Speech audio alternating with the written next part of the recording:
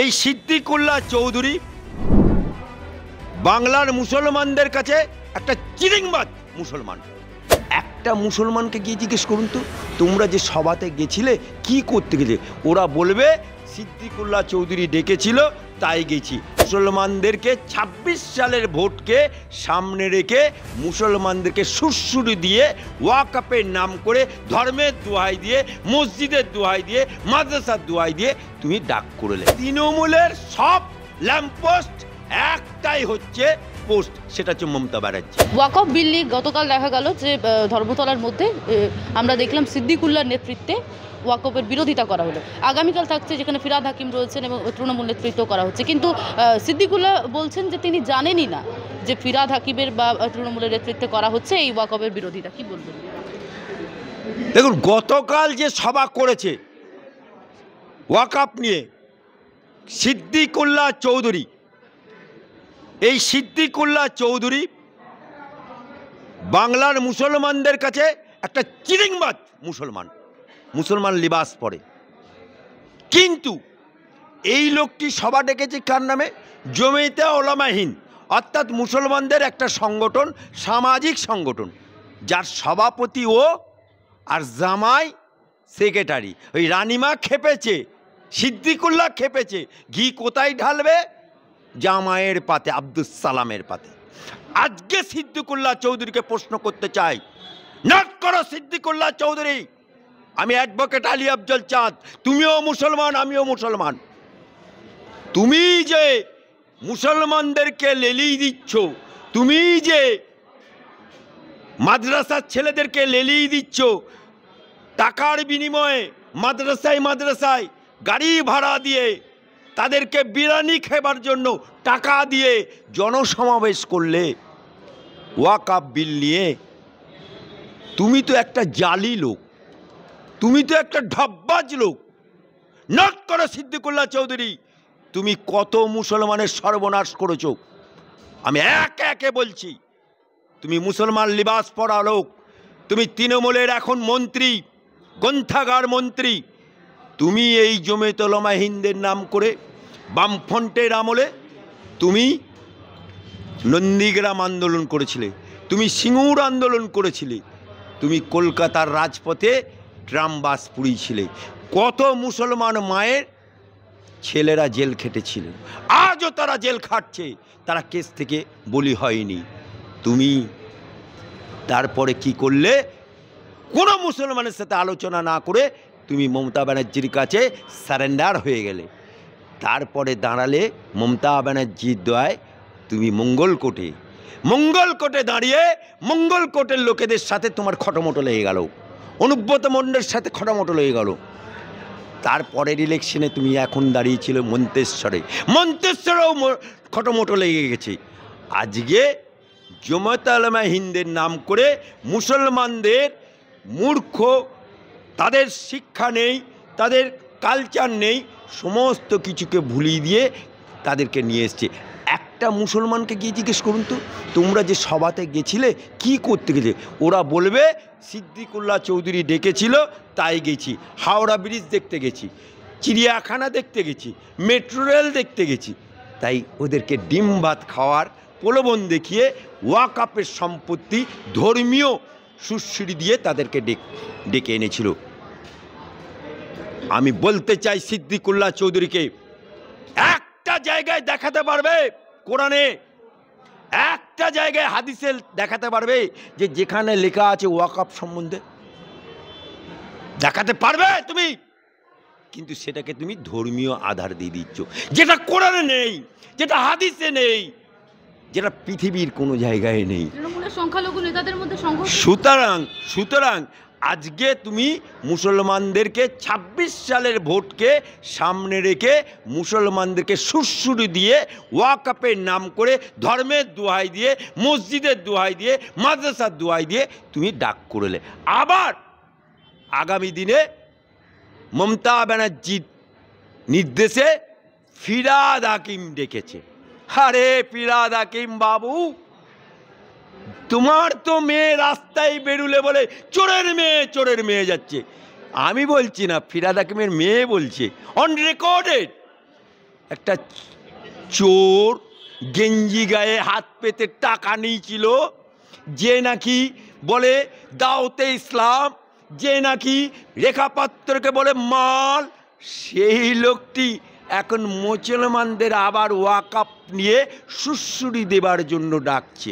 আহা, তৃণমূলে তৃণমূলে কিছুদিন আগে দেখলে তৃণমূলে অর্থাৎ মোচমানে এখন ঠান্ডা লড়াই হচ্ছে। এটা কি বলতে যাচ্ছে সংখ্যালঘু নেতাদের মধ্যে চলছে গোষ্ঠীদ্বন্দ্ব, কে বড় নেতা?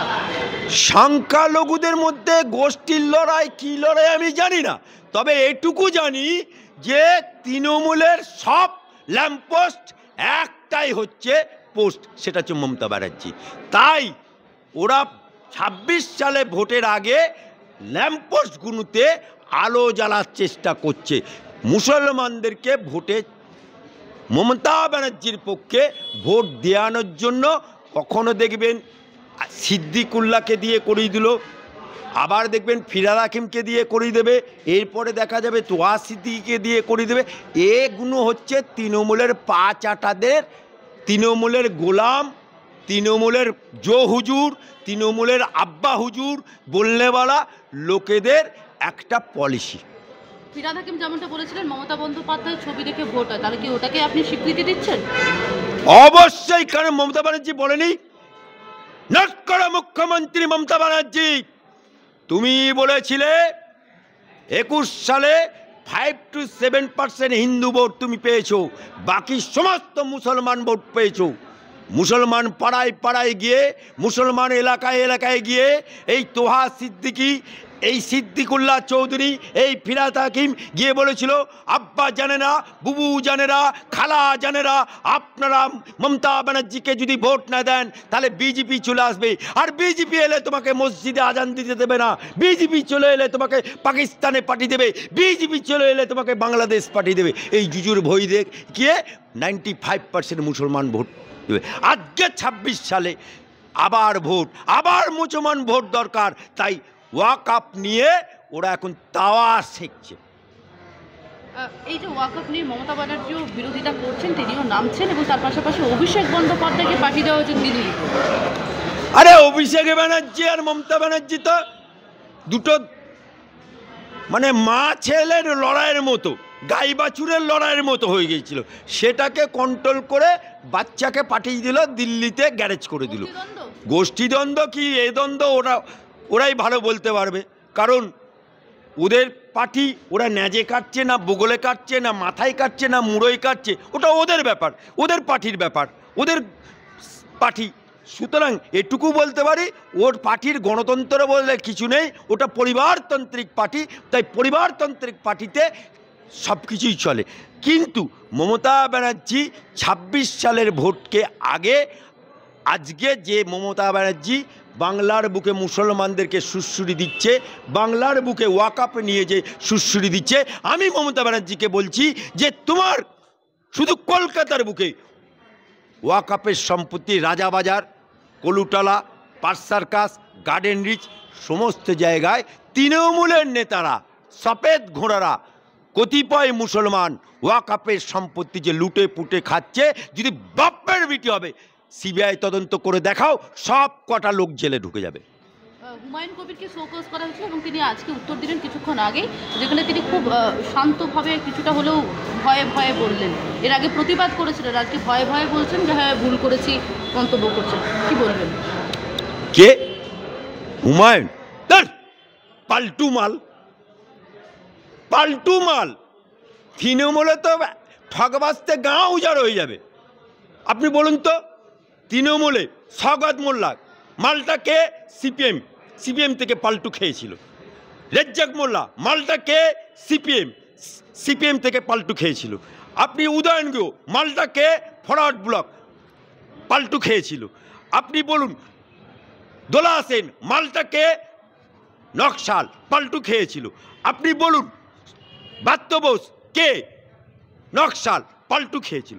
অর্থাৎ তৃণমূলে তো সব পাল্টুতে ভরে গেছে। আর ঠিক এই যে হুমায়ুন, এ তো আবার আর এক চিজ, এ আবার বলে নাকি 70% মুর্শিদাবাদে আমরা 30% ওরা, আমি মামলা করেছিলাম, আমি ওর বিরুদ্ধে মামলা করেছিলাম মুসলিম রাষ্ট্র মঞ্চের তত্ত্বে, এবং এফআইআর হয়েছে, মাননীয় আদালতের আদেশে এফআইআর হয়েছে। সুতরাং এই লোকটি যখন তৃণমূল করেনি, কংগ্রেসের এমএলএ ছিল, এই মমতা ব্যানার্জি ওকে তৃণমূলে যোগদান করে মন্ত্রী করেছিল, 6 মাস মন্ত্রী ছিল, কিন্তু অ্যাজ পার রুল নির্বাচন কমিশনের আইনজি ওকে ভোটে দাঁড়াতে হয়েছিল, তখন তৃণমূলের সিম্বলে দাঁড়ালো, গোহারা হেরে গেল। তারপরে আবার নির্দলে দাঁড়ালো, গোহারা হয়ে গেল। তারপরে বিজেপিতে যোগদান করলো, গোহারা হেরে গেল। তারপরে শুয়োরে চেনে কচু আর মানুষে চেনে ঠিক মাল্লু দিলে কোথায় হবে সেটা চেনে। ও বিজেপিতে দাঁড়িয়ে প্রচুর টাকা কামিয়ে নিয়ে ও ফেলো করি মাকো তেল তুমি কি আমার পর অভিষেককে টাকা দিয়ে ও ভরতপুরে প্রার্থী হয়ে গেল। আর ভরতপুরে জেতার পরে আজকে ভরতপুরের বিধানসভাতেই নোট করো হুমায়ুন, ভরতপুরে 2টো ব্লক, একটা ব্লক হচ্ছে ভরতপুর 2 নম্বর ব্লক সালার, আরেকটা হচ্ছে ভরতপুরে 1 নম্বর ব্লক। এই 2টো ব্লকের প্রেসিডেন্ট মোটর সাইকেল নিয়ে ওকে তাড়া করেছিল, ঢুকতে পারে না। আর আজকে ও মমতা ব্যানার্জির কাছে যখন বুঝে নিল যে বাংলার বুকে মমতাই শেষ কথা, সেই জন্যেই ও এখন মমতা ব্যানার্জির, মমতা আপার, মমতা খালার, মমতা বুবুর পা চাটছে। বাংলা হান্টের আরো খবর দেখতে নজর রাখুন। বাংলা খবর মানেই বাংলা হান্ট।